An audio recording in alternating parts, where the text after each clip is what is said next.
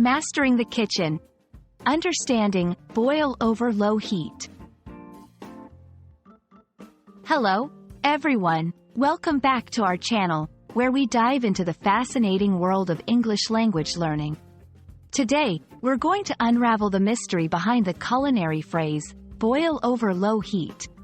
This expression is not only a staple in cooking instructions but also a great example of how English language can be applied in our daily activities. Let's get started and turn up the heat on our learning.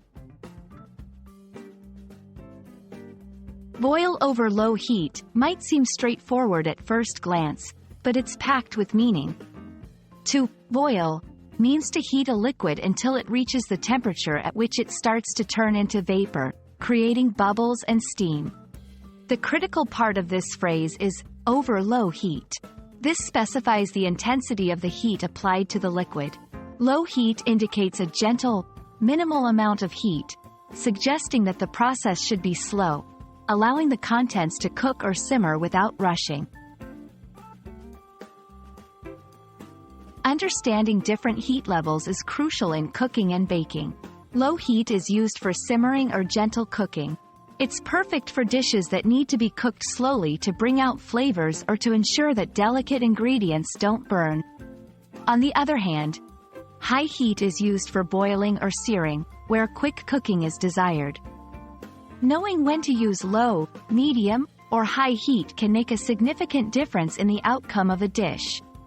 Boil over low heat teaches us the importance of patience and control in the kitchen. Let's put boil over low heat into practice.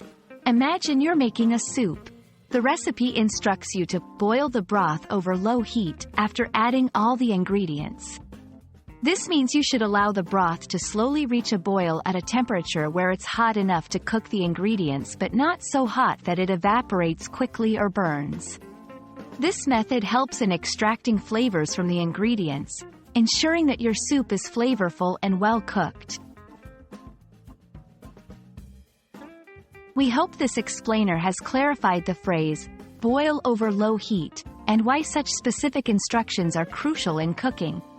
Remember, mastering the use of heat in the kitchen is a skill that requires practice and patience. We're excited to see you apply this knowledge in your culinary adventures. Thank you for watching, and we look forward to bringing you more insights into the English language and its practical applications. Happy cooking, and happy learning!